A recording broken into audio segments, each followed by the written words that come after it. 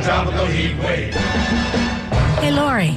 Hey, Linda. Hey, we're the Lulus from Tuesday Traffic Jam. WMNF's Tropical Heat Wave is coming to the Cuban Club in Ybor City May 4th, and we don't want you to miss this night. 16 bands, including the sensational Barnes Brothers, Eddie 9V, Ruthie Foster, The Record Company, and Say She She. In the Cantina, you can see Christopher James Band, Selwyn Birchwood, The Dolly Rots, Sweeping Promises, and Tiger 54. Stop by the theater for the hip-hop experience. Dance in the Ballroom with The Real Clash, Black Valley Moon, Divine AF, Soul 4, North Star, and Wow! World Fusion. Go to tropicalheatwave.org for tickets, or for further information, call 813-238-8001. See you at the Heat Wave. Having a heat wave, a tropical heat wave.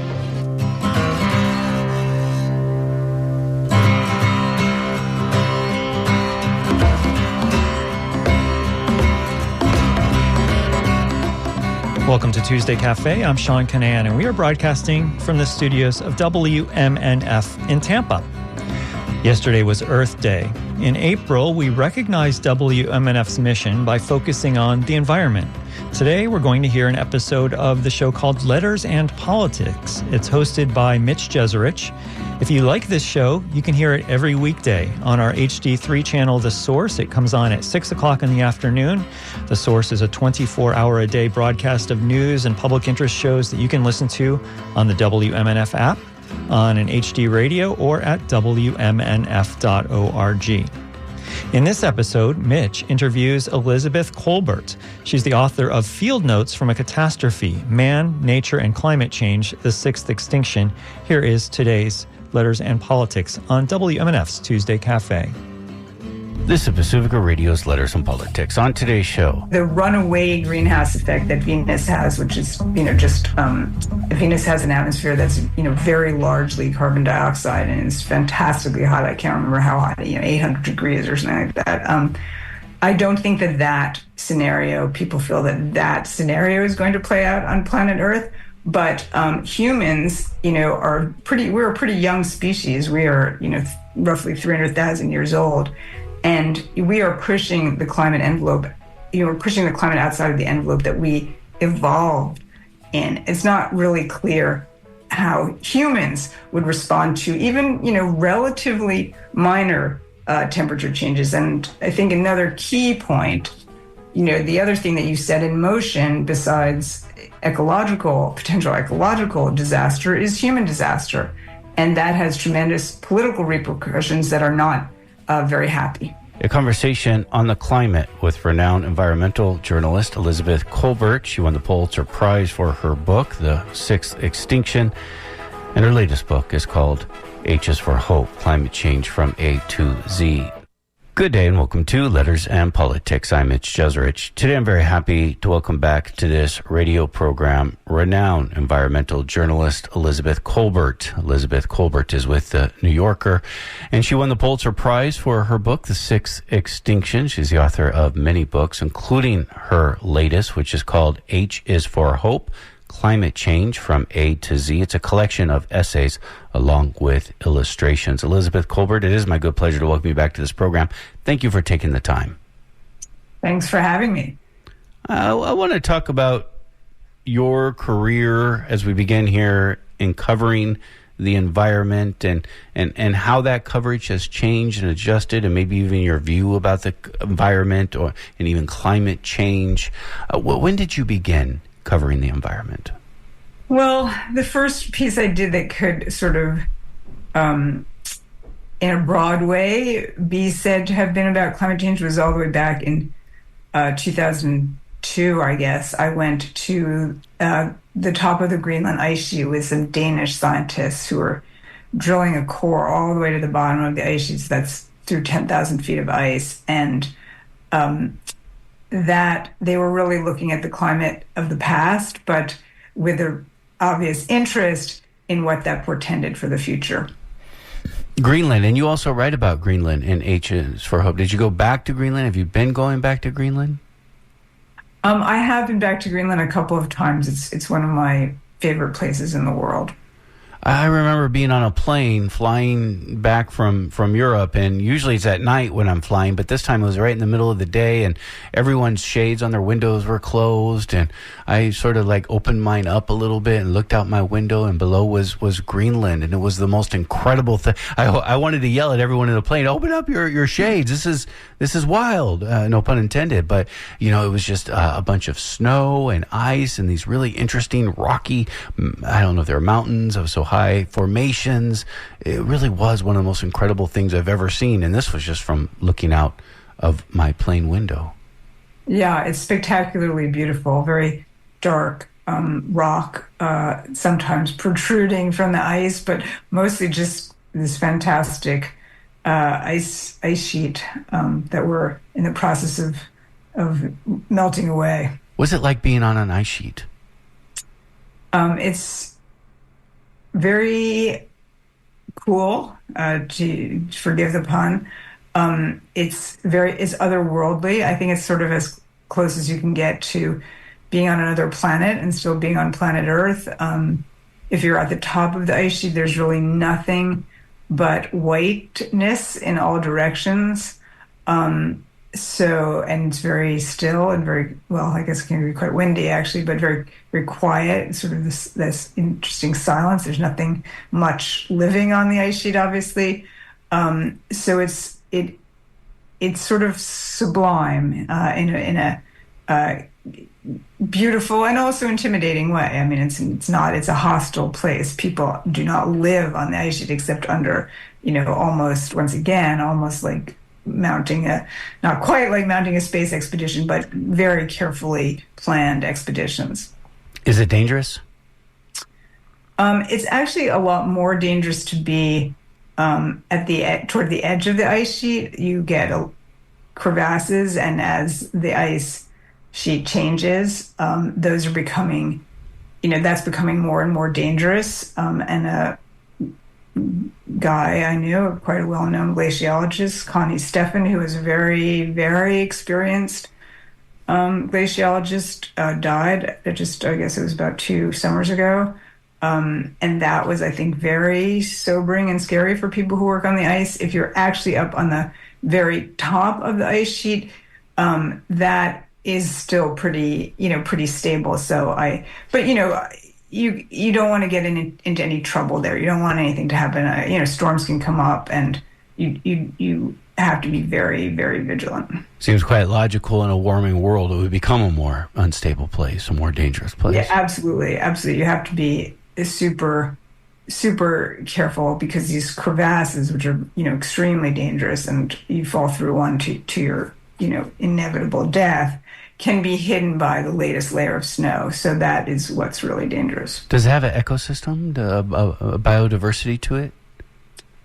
The ice sheet itself is pretty hostile to life. I'm sure there's a microbial ecosystem, and that is a very interesting question. As once again, as it warms, I guess, is that changing the reflectivity of the ice sheet? All of those are interesting questions, but there's not very much animal life or plant life on the ice sheet. It's like living on an ice cube, which most things really can't do. Sometimes polar bears do wander across the ice sheet, but they don't really want to be there. They really want to be out where they can, be hunting for seals. They really want to be on the sea ice. Are there, obviously people don't really live on the ice sheet, but do communities live near the ice sheet that somehow rely on it, and this presents a change for them? Or even beyond people, even other species, even if you're not on the ice sheet itself? Oh, absolutely. I mean, the sort of, poster animal for the dangers of global warming has become the polar bear, who needs sea ice. And the sea ice, which used to be in the Arctic, very reliable. Now there are a lot of places where, summer sea ice has disappeared, and that is really making life very difficult for these animals that need to hunt off the sea ice or have their calve on the sea ice, haul out onto the sea ice to have their babies. So that's a huge problem. That's also a huge problem in the Antarctic for penguins. who are having to travel farther and farther, to find food. So there are a lot of huge ecosystem changes going underway in both the Arctic and the Antarctic. Now, no one lives on the Antarctic, but many people live in the Arctic, and many people live on Greenland, about 50 or 60,000 people on the edge of the ice sheet. And they are also seeing tremendous changes.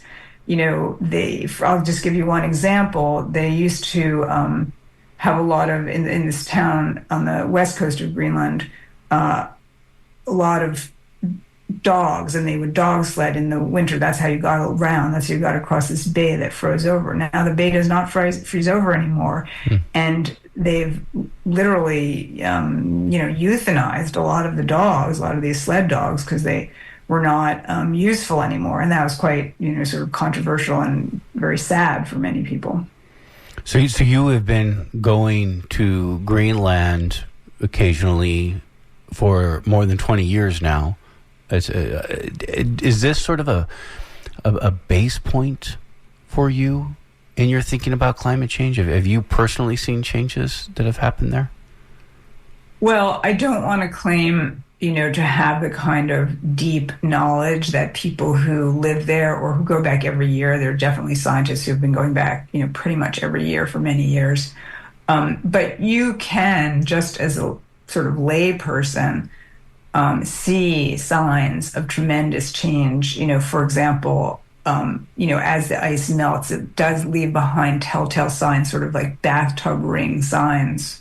And you can see that very clearly in some of these ice fjords. And when you talk to people who have spent their lives there, they talk very openly, obviously, about these huge changes they've seen in the course of, the last 20 years or so. Bathtub ring signs. That's a vivid description. I've never been to Greenland. I've only flown over it, but yeah, I know what a bathtub ring looks like. Yeah. You can see where the ice was, how high it was, and then as it melts away, the color of the rock is different, and so you can see it leaves behind very clear traces. And I live in a part of the world in New England that was itself shaped by the retreat of enormous glaciers, Greenland-sized ice sheets, and so you're seeing some of those processes, those same processes that shaped our landscape here in New England. You're seeing those play out in Greenland now. So you see this. I mean, you sort of recognize what you see in New England. You certainly can. Once again, I don't want to claim some tremendous expertise, but if you're with someone who's showing you where to look, you can see what's formations that are forming that you could also find. Now, once again, in New England, a lot of them are now covered by trees or farms, but you could see very clear analogs if you sort of knew what you were looking for. And so was it this first trip to Greenland in which you're like, is that what sparked your desire to continue covering it? And were they telling you, I think you said 2002, you'll forgive me if I get the year off a little bit, around 2002, were they talking about changes already happening then? Well, that was an interesting part of the trip.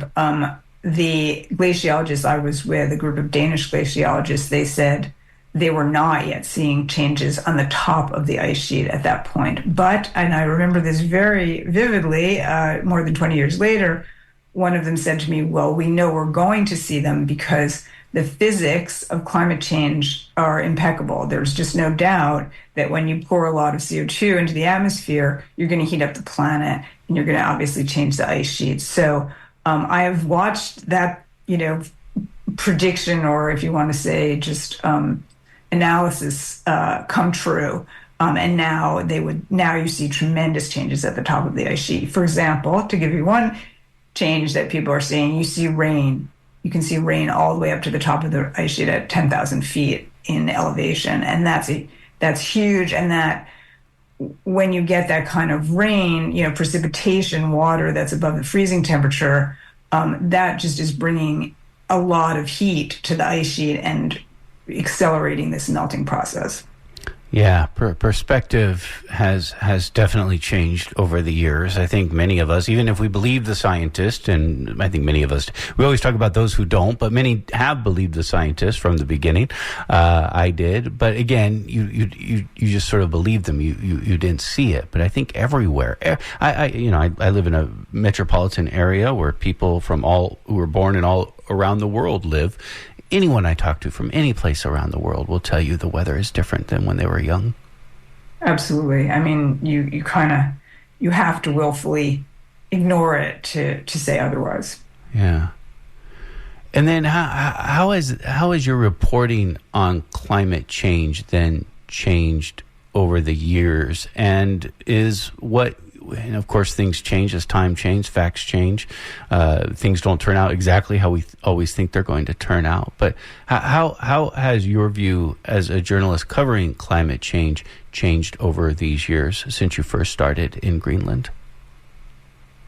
Well, I think, as everyone at the time in the early 2000s, thought, well, one of the problems here is that people aren't actually seeing this problem in their everyday lives.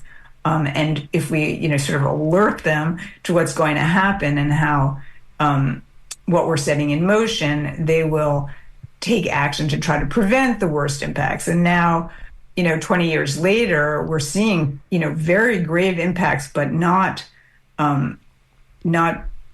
by any stretch of the imagination, what we're going to see. We're heading into really dangerous territory now, and yet we still don't see the kind of action to stave that off. So, I've had to readjust my thinking about what it will take to wake people up to the scale of this problem.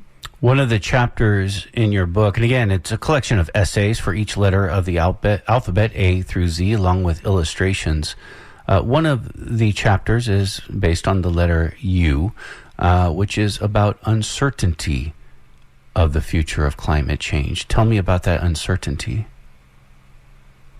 Well, we rely to project what's going to happen. We rely on climate models, these very, very complicated climate models that run, on very sophisticated computers. But as any climate modeler will tell you, the actual system is even more complicated, much more complicated than the models. And so the question is, and this has become extremely relevant, just in recent months, as we've seen these really off the charts temperatures, and particularly off the charts sea temperatures, are things happening in the climate that are not captured in these models. And, any modeler will tell you there are a lot of processes, including, a lot of these melt processes of the ice sheets that are not well captured in the models. So there's a lot of uncertainty going forward. But, while some in the sort of, climate denial, what I'll call the climate denial world,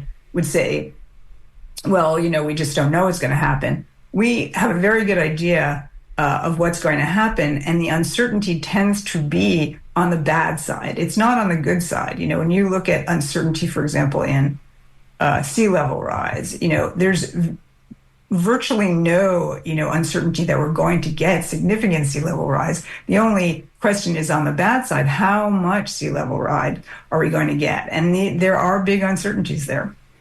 We're listening to an episode of Letters and Politics. Mitch Jeserich is interviewing Elizabeth Kolbert, the author of Field Notes from a Catastrophe, Man, Nature, and Climate Change, The Sixth Extinction.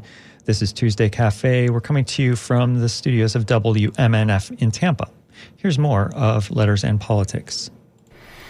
When I was in college many, many, many years ago, I took a geology class, and I suspect this still holds true. The teacher, and I always remember this, told us, when you hear a weather forecast, never believe it like 4 or 5 days in advance, because it's just so complicated. No one can ever accurately predict the weather on that scale. And as somebody who follows the weather a lot, I get the sense that's still true. So never mind looking ahead of what's going to happen 10, 20, 30, 100, or even 200 years. Well, that's an argument that's often made in the climate, denial community. But, weather is what would be referred to as a chaotic system. It has very much dependent on what you feed into it in that initial. These very tiny changes can result in, as they refer to it as a butterfly effect, in big changes out in the forecast several days from now. That is not the case with the climate. The climate of the Earth, this huge system, is based on energy coming in from the sun and energy going out, being re-radiated by the Earth out to space. And, I don't want to get too technical into the physics involved in that, but that is a pretty fundamental equation that, people have understood since the 1850s. And that is the big determinant of the, climate on planet Earth. And there are many, many subloops in that, which are also, pretty well understood at this point. So I would say that our predictions of what the Earth's temperature will be, given a certain amount of CO2 in the atmosphere, those are pretty robust predictions, and they're probably better than what that will be in 100 years than what the weather looks like 2 weeks from now, which, as you point out, is still quite difficult to predict. Yeah, and I certainly am not trying to make the denialist argument. Just sort of the idea of how. But let me follow up on that though by asking: is it within the realm of possibilities that it's not as, when we say bad or good, it's always relative what we're talking about, but it's not as bad as maybe we suspect it could be? Well, I think that's extremely unlikely, unfortunately, because we are actually testing this system. One might have said that. One could have said that 20 years ago. Maybe there's this figure called climate sensitivity, and that is basically how much temperature change do you get out at the end when you put up a certain amount of CO2 into the atmosphere. And 20 years ago, you could have said, well, maybe it's at the low end, maybe we'll get lucky here. Now, nowadays, especially as we see these in recent months, really rapid run up in temperatures.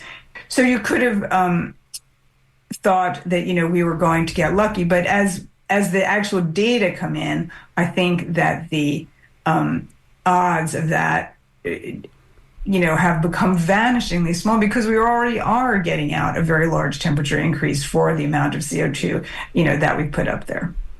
It seems like as time goes by, our predictions so far, since we've been talking about climate change, our predictions haven't really even equaled the magnitude of what we potentially will see. Is that your experience as somebody who covers this much more closely than I do? Is this your experience over the years, that the more we learn, the worse it's looking here in the future? Yeah, I'm afraid that that's true. I mean, I think that we're seeing, and, you will frequently read this, in press accounts, and I read them just as, religiously as other people, even though I write them too. This is happening faster than we expected to. And there is pretty good, once again, analytical evidence that a lot of these reports, climate change reports, a lot of them come from the Intergovernmental Panel on Climate Change. These are very conservative bodies, and these documents reflect a sort of consensus view, and they turn out to often be overtaken by events. Well, what's the worst case scenario that experts see here? And I guess we talk about time frame, right? Are we talking about like in the next 50 years? Are we talking about in the next 100 years, 200 years? Well, the worst case scenario is quite grim. The worst case scenario, where we just keep blithely, pumping CO2 into the atmosphere, and then we sort of lose control over a lot of these processes that have feedbacks that can take over. So, to give one example, when you start warming up the Arctic in particular, you start getting methane, which is a very powerful greenhouse gas. You start getting the permafrost thawing and releasing methane. And, then you can dump a lot of carbon into the atmosphere that you didn't, as humans, you didn't, it doesn't come from burning fossil fuels, but you've set up this feedback that feeds on itself. And the worst case scenarios, once you start setting up these feedbacks, are pretty bad. They contain, tremendous amounts of sea level rise. They have, kind of horrific temperature increases that lead to, terrible drought in some parts of the world, including, the southwestern U.S. And potentially California, and tremendous flooding. You're seeing, sort of the beginnings of that cycle of, very dry periods and then, tremendous rains. That is climate change related. And you see potential collapse of key ecosystems. I mean, the list goes on, and it's not a happy list. Could it represent just the elimination of life on the planet? I mean, could we become like Venus or Mars? I think that the runaway greenhouse effect that Venus has, which is Venus has an atmosphere that's very largely carbon dioxide, and it's fantastically hot. I can't remember how hot, 800 degrees or something like that. I don't think that scenario, people feel that scenario is going to play out on planet Earth. But humans, we're a pretty young species. We are, roughly 300,000 years old, and we are pushing the climate envelope. We're pushing the climate outside of the envelope that we evolved in. It's not really clear how humans would respond to even, relatively minor temperature changes. And I think another key point, especially given the moment that we live in, where immigration is a huge political issue, the other thing that you set in motion besides potential ecological disaster is human disaster. And that has tremendous political repercussions that are not very happy.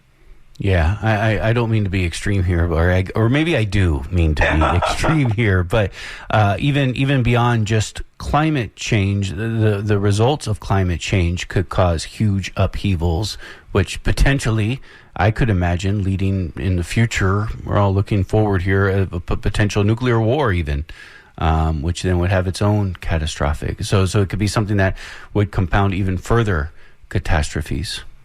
Yeah, I think that many reports by militaries, around the world have looked at climate change as a risk multiplier. Everything becomes riskier in a world that's changing very fast, and that makes absolute sense, right? If you're in a water stressed part of the world, and it becomes more water stressed, and everyone has to get up and leave from parts of the world where there's simply no more water, and this is very plausible and, already happening in certain parts of the world. Well, obviously you have, political problems ensue. Yeah. I mean, just even recently, a major drought in Syria has been credited as being a major part of destabilization there, along with, the U.S. invasion of Iraq and these other things, but drought. Yes, it's often hard to disentangle all the political forces in any given political crisis, but I think climate change, the idea that climate change will play more and more of a role, I think is pretty undeniable. This is Letters on Politics, and we are in conversation with environmental journalist Elizabeth Kolbert. Elizabeth Kolbert is the author of many books. Her latest is called H is for Hope, Climate Change from A to Z.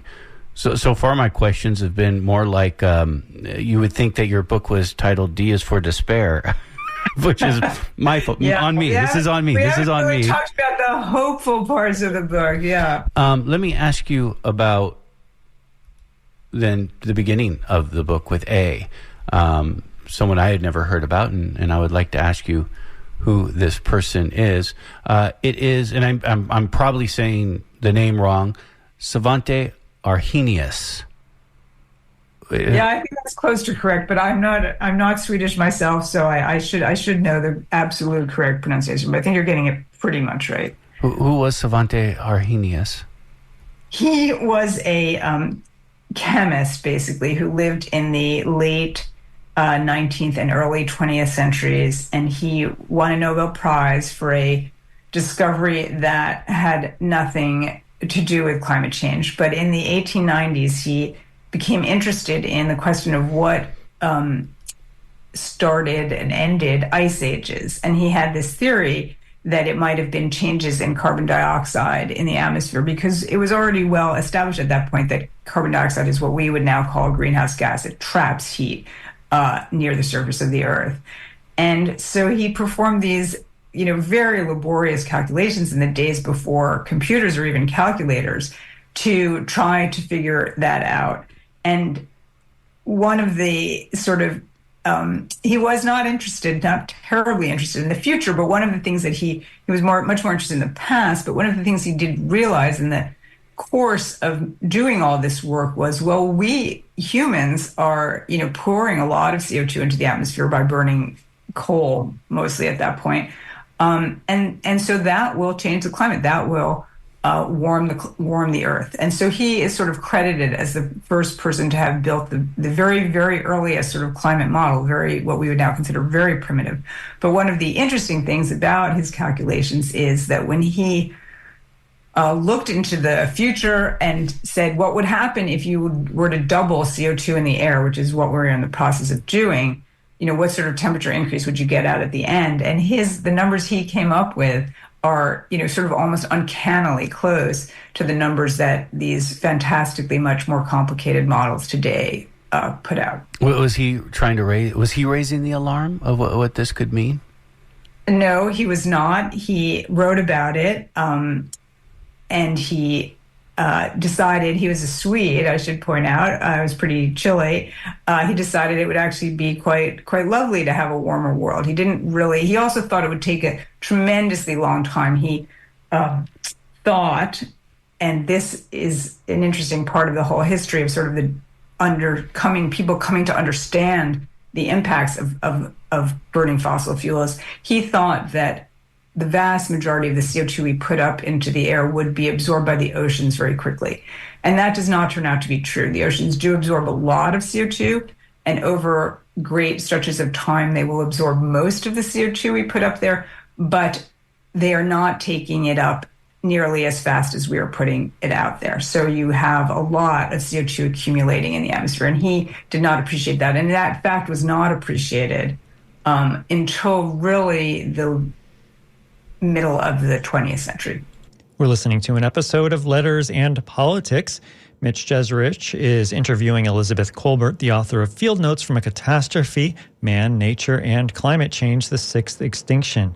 You're listening right now to Tuesday Cafe. We're coming to you from WMNF Tampa. Here's more of today's episode. I have to be honest, in the early 2000s, even as late as the early 2000s, I lived on the East Coast. I was a political reporter. I'm a California boy. I also had that thought that it would kind of be nicer, and to have a little bit of a warmer world. I found the East Coast winters to be quite difficult to get through. Of course, you look back on that now, and you see how naive I was with thinking that. Yeah. If you don't mind being underwater on the East Coast, then it's fine. But yeah, did we have to go back and find Svante Arrhenius and what he had done with this calculation because it became more significant later on, or what he was writing or talking about at his time significant and people were paying attention to him? And if so, how did they respond to him? Well, this gets a little complicated, but people were paying attention to him because he was a big shot in the world of science. But someone else came up with a theory that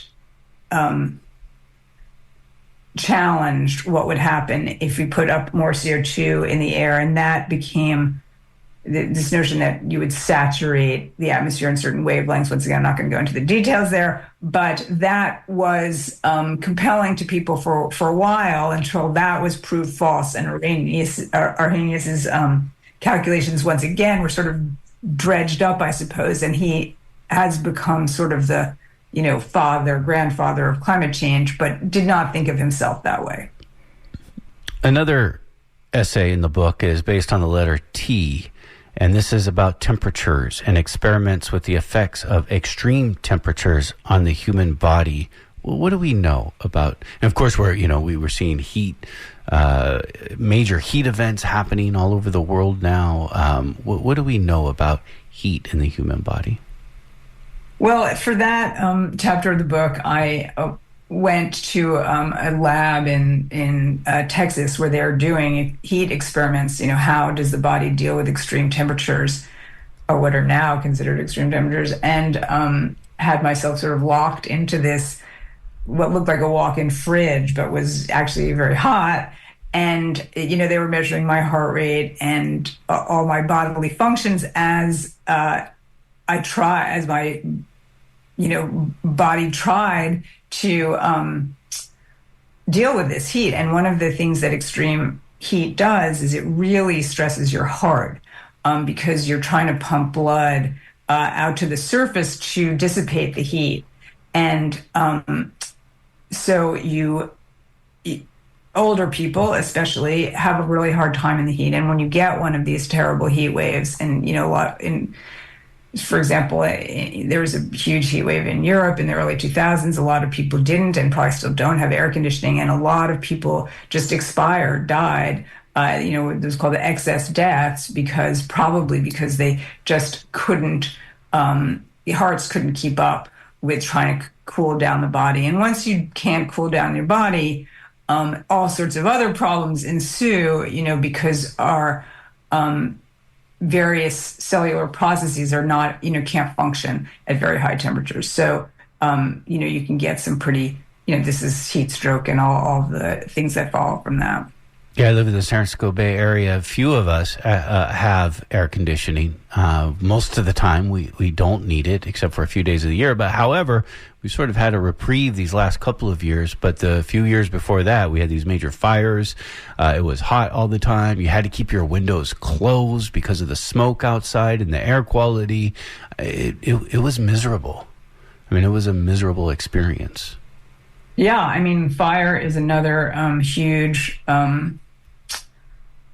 impact we're now finding of climate change, and it's another one of those impacts that unfortunately has feedbacks associated with it. Because you burn up these forests is tremendous. Last summer I guess you in California were spared that, but we in the East, where the winds are blowing from west to east in Western Canada, we had terrible smoke a lot of last summer. And you burn up these forests, they're putting more carbon into the atmosphere, and they're guaranteeing, more forest fires. So that's bad feedback in itself. Yeah. Well, but we have humans always have humans always lived in a stable climate, or have we faced an unstable climate before? Well, as we were discussing before, humans have been around for about 300,000 years. So they have been around through glaciations and then warmer periods like the period that we're in now. And they have lived through tremendous climate upheaval. But, when you think about, but they have not lived in a warmer climate. They've lived in a colder climate than we have now, but they have not lived in a warmer climate. And when you think about the difference between how our ancestors lived 100,000 years ago or 50,000 years ago and how we live now, it is that if things got dicey where you were, you picked up and left. Now, you can't move, San Francisco. You can't move New York. So we are in a very different situation. That's one point that's important to make. Another point that's important to make is that we now know from these ice cores in Greenland, interestingly enough, that the last 10,000 years have been unusually stable. The climate has been unusually stable. And it's no coincidence that what we consider to be, civilization, cities, writing, organized religion, all of those, metal work, all of those technologies or cultural practices arose in that period of unusual climate stability. Yeah. Yeah, for a species that... Farming, I should also add farming to that. Right. For a species that for at least 300,000 years before existed, why only the last 10,000 years? Yeah, you see the climate connection pretty clearly.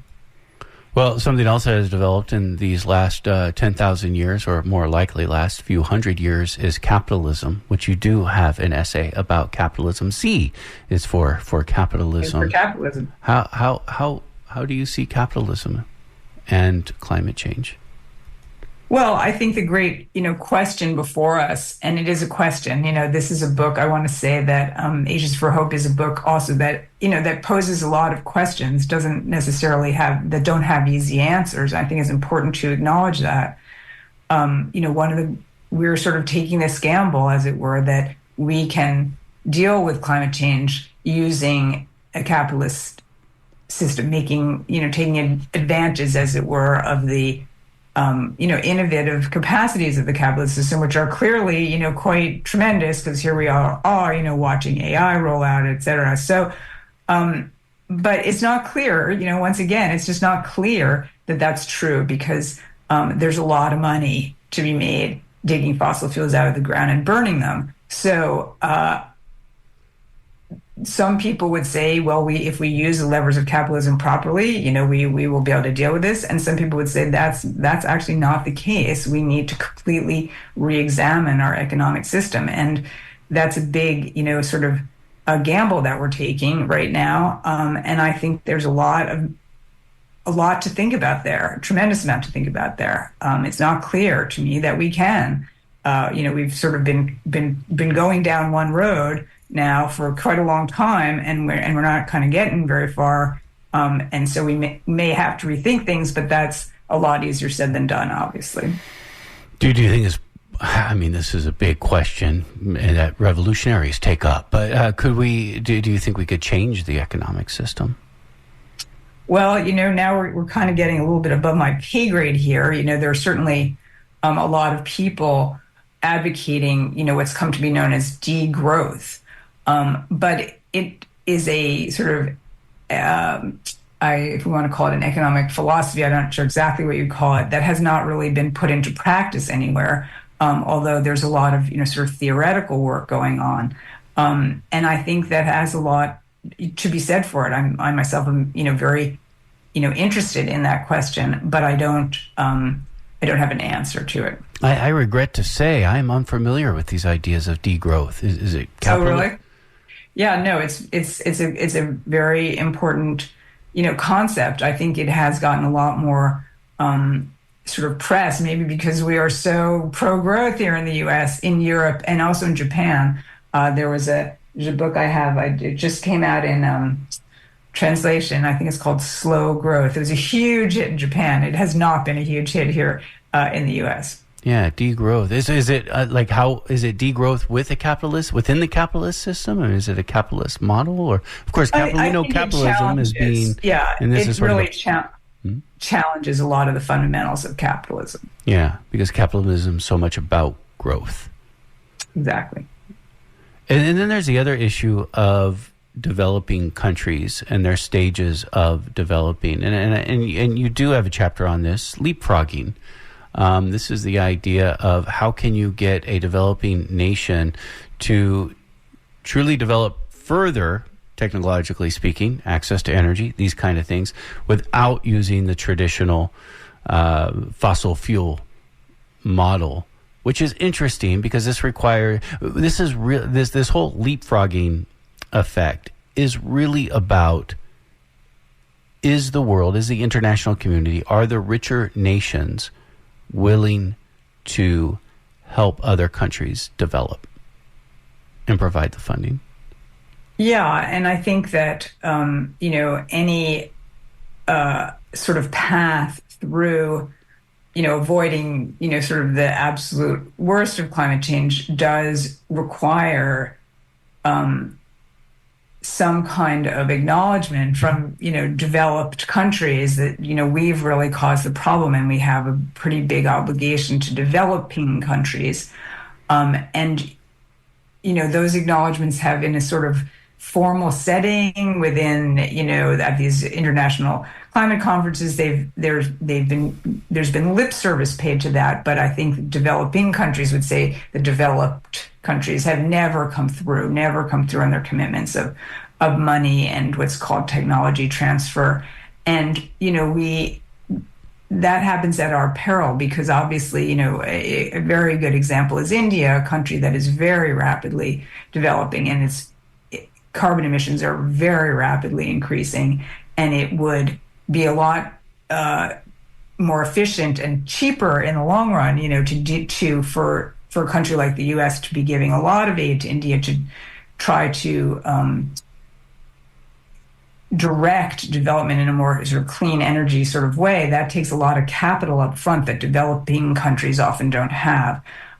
So this is a huge issue, and it's not going away, I can assure you. And the idea here is if the rest of the world goes through the same development process that the United States, that Western Europe, that China went through, and sort of went through an industrial moment and all of these things, it would have a devastating impact for the amount of carbon dioxide, never mind other environmental impacts that would have on the world. We couldn't sustain that. That sort of is, unfortunately, when you run the numbers, that's the conclusion that you come to. But, once again, one of the interesting things about watching the present moment is that we just go on as before, and these things happen. There's sort of, that sense that there's really, no one in charge of this show. Everything is just sort of happening, everywhere all at once, just sort of happening, even though, on some level, many very smart people have laid out what the consequences of this will be. Of course, you can't blame those nations for wanting to develop. They have their own pressures and wishes and desires and dreams. And so the whole idea is, will the developed world, the richer nations, then, and this would be different. This would be different, not entirely different. I guess you could say the Marshall Plan with Japan and Germany during World War II. We certainly helped redevelop Japan and Germany. But that's kind of the idea. Are the richer nations willing to put in to develop these other nations so they don't have to go through this sort of industrial moment? Yeah, and I mean, one hopeful point that I will make here is, one of the under the Inflation Reduction Act, which was passed in 2022, which was sort of our first piece of climate legislation here in this country, there's also a chapter, I is for Inflation Reduction Act. Yep. There's a lot of money to try to develop new technologies, less carbon intensive technologies, carbon free technologies. And, the hope is, as you bring down the cost of those, as you develop them, the cost comes down, the sort of famous, cost reduction curve. Those technologies will become easier and easier for developing countries to adopt because they'll just be so much cheaper. So, there's the sort of directed direction of money and resources towards making this happen. And then there's also, the possibility that if these things just become so much more attractive, that they will be sort of adopted in even if the developed world, doesn't get its act together. Elizabeth Kolbert, you won the Pulitzer Prize for your book, The Sixth Extinction. This had a major impact on me. I certainly see ourselves living through another moment of a great extinction. Since that book has come out, what has happened since? Are we just continuing on the same path towards the level of species that are going extinct? Well, it's funny that you should ask that.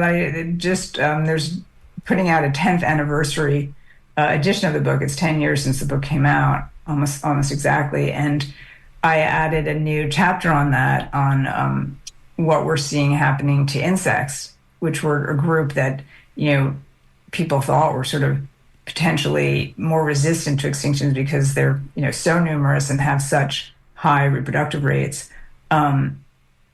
But we're now seeing, crashes in some insect populations. So I would say, unfortunately, the answer is yes. Things are proceeding apace, very much, unfortunately, according to what I laid out in that book. It's alarming what's happening to insects. I mean, I can, anecdotally, I remember I was born in the 1970s. I remember as a kid, every time we get in the car and go drive somewhere, you'd end up having a few bugs that were smashed on the windshield. Now I'm hardly ever in a car anymore, but I hardly ever see that anymore. Yeah, people call that the windshield effect, and it's hard to document because people didn't go out and sort of count the number of smush bugs on their windshield so that we could compare. But it's definitely something that many people have noticed, including entomologists and I do actually know some entomologists who we're trying to think of ways to actually recover some of the data, from old windshield, crashes. But I'm not sure anyone has been able to do that yet. Oh, and of course, probably the difficulty there is many of us just instinctively, I think, dislike insects. Yes, I think that's a terrible problem, and I think we need a much more appreciative relationship to insects, because without insects, the world, collapses very fast. It does collapse. It is vital to the workings of the world, to the workings of the soil, even. Absolutely. Elizabeth Kolbert has been our guest. Again, Elizabeth Kolbert is a award-winning journalist, author of a number of books. She has joined us to talk about her latest. It's called H is for Hope, Climate Change from A to Z. Elizabeth Kolbert, I've enjoyed our conversation very much, and I thank you. Thanks a lot. Thanks for having me. That does it for Letters and Politics. The show is produced by Deanna Martinez. Kirsten Thomas is the engineer. Special thanks to the KPFA social media team. You can find archives of our program online. Just go to kpfa.org and look for Letters and Politics. I'm Mitch Jeserich, and I thank you for listening. We have been listening to an episode of Letters and Politics. Mitch Jeserich interviewed Elizabeth Kolbert, the author of Field Notes from a Catastrophe, Man, Nature, and Climate Change, and the Sixth Extinction. This is Tuesday Cafe. I'm Sean Kinane. And coming up next week, I hope you come back and listen to us next week, because we're going to talk about healthcare on Tuesday Cafe at 10 o'clock on Tuesday. We'll hear from a healthcare navigator about how you can get healthcare coverage. We'll also talk with an advocate for a proposed Florida constitutional amendment that would expand Medicaid. So if you're interested in healthcare, if you have any questions for our guests, please tune in next Tuesday at 10:06 on WMNF's Tuesday Cafe. We will talk all about healthcare next Tuesday. And I'm certain in the coming weeks we'll continue this conversation about the worsening climate crisis, and especially want to focus on what's happening on the Great Barrier Reef this summer in Australia. It's absolutely mind-boggling how much damage is happening to the corals this summer in the Great Barrier Reef because of the heat that humans have added to the atmosphere and to the oceans. So that's a future show. During this time slot tomorrow, Shelley will host an Earth Month episode of Midpoint. At 10 o'clock tomorrow, she'll be talking about the hazardous PFAS forever chemicals in our drinking water. We're going to hear NPR News headlines at 10:01. And then at 10:06, a great show, Wavemakers, with the award-winning Janet and Tom Scherberger. Their Wavemakers today are some of the students and teachers involved in an ambitious journalism project created with Poynter that examines the proposed redevelopment of the historic gas plant district in St. Petersburg. Those students are from Lakewood High School, and they're a joy to talk with, and you will really enjoy speaking with them and hearing from them on Wavemakers coming up in about 5 minutes. And then at noon is Wide Awake America with Nadine Smith. This has been Tuesday Cafe, coming to you from the studios of WMNF Tampa, St. Petersburg, Sarasota, and Lakeland. Thanks so much for listening to WMNF's Tuesday Cafe.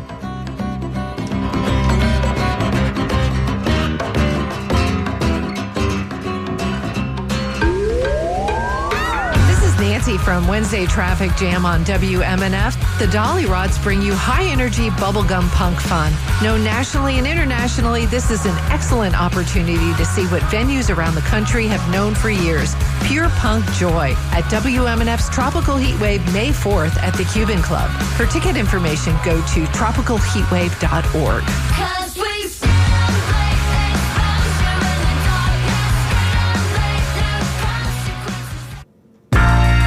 WMNF's Eclectic Community Music Festival Tropical Heatwave 2024 is taking place on May 4th in Ybor City. We are full up on food vendors and are now seeking arts and crafts vendors to offer a variety of items for attendees. Tropical Heatwave will be held at the Cuban Club located on the corner of Republica de Cuba and Palm Avenue in Ybor City. For more information and vendor fees, please email WMNF@WMNF.org or call during business hours at 813-238-8001. Go to tropicalheatwave.org for lineup, tickets, and more. Thanks.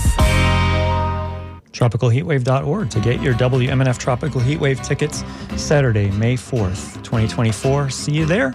This has been Tuesday Cafe on WMNF Tampa. Stay tuned for Wavemakers after NPR.